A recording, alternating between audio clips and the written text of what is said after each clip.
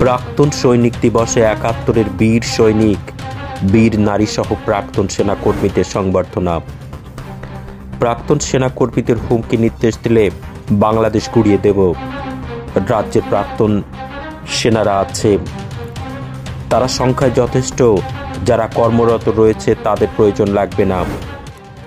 প্রায় ৪০০ জন প্রাক্তন সৈনিকদের নিয়ে মঞ্চ তৈরি করে সৈনিক দিবস উদযাপিত হল উত্তর ২৪ পরগনা জেলার বসিরহাট মহকুমার বসিরহাট থানার Bhabla ta-ta sir Rajendra Prasad high school প্রাঙ্গণে।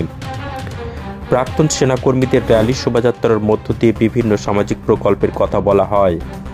এদিন একদিকে তাদের বিভিন্ন সামাজিক প্রকল্প, কেন্দ্র ও রাজ্যের সুবিধাকে মেডিকেল ক্যাম্প করে তাদের চেক আপ, অন্যদিকে বিভিন্ন সরঞ্জাম যাতে স্বল্প মূল্যে ব্যবস্থা করা হয়।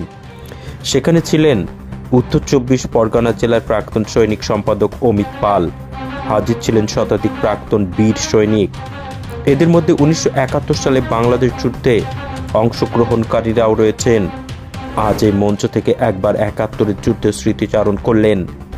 সেদিকে কিভাবে পাকিস্তানের হাত থেকে বাংলাদেশকে রক্ষা করার সেই সব বীর যোদ্ধা নারীদের কোথায় উঠে এসেছিল ৭১-এর ভয়াবহ পরিস্থিতি, যেভাবে বাংলাদেশকে স্বাধীনতা এনে দিয়েছিল এই সব বীর যোদ্ধারা, তাদেরকে আজকে মঞ্চে ফুল, মালা, মিষ্টির মধ্য দিয়ে সংবর্ধনা দেওয়া হয়।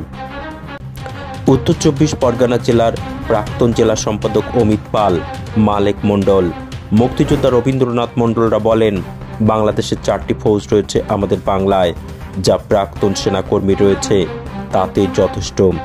নির্দেশ দিলে বাংলাদেশ গুড়িয়ে দেব। যেভাবে হুমকি দিচ্ছে তাতে নিজেদেরই লজ্জিত বলে মনে করছি আমরা।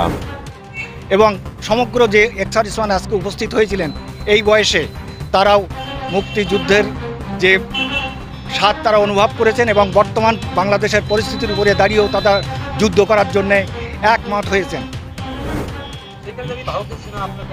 ভারতের যে বর্তমান সেনাবাহিনী, সেই সেনাবাহিনীর দরকার হবে না। পশ্চিমবাংলায় যে এক্সারিসম্যান রয়েছে তারাই যদি একজোট হয়ে যায়, তারাই একজোট হয়ে বলছে যে বাংলাদেশকে আমরা গুড়িয়ে আমরা ইন্ডিয়ার সঙ্গে একসঙ্গে করে দেবো।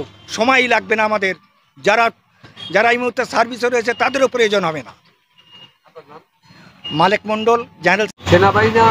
প্রাক্তন সেনাবাহিনীরা হুমকি দিচ্ছে, বাংলাদেশের প্রাক্তন সেনাবাহিনীর হুমকি দিলে কি আমরা চুপ করে বসে থাকবো? আমরাও ভারতবর্ষের প্রাক্তন সেনাকর্মী আছি, আমরা অনেক যাদের বয়স হয়েছে তারাও লড়াই করার জন্য তৈরি, এবং বাংলাদেশকে সময় দেব না।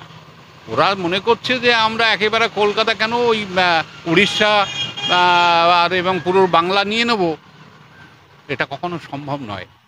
বাংলাদেশকে নিয়ে কি বলবো, বাংলাদেশ ছোট্ট একটা দেশ।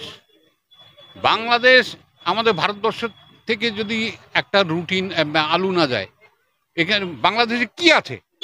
বাংলাদেশে পেঁয়াজ, আলু, পাথর পর্যন্ত এখান থেকে যাচ্ছে। তাহলে বাংলাদেশ আজকে তো সব কিছু বন্ধ করে দিয়েছে, বাংলাদেশ কেন কাঁদছে?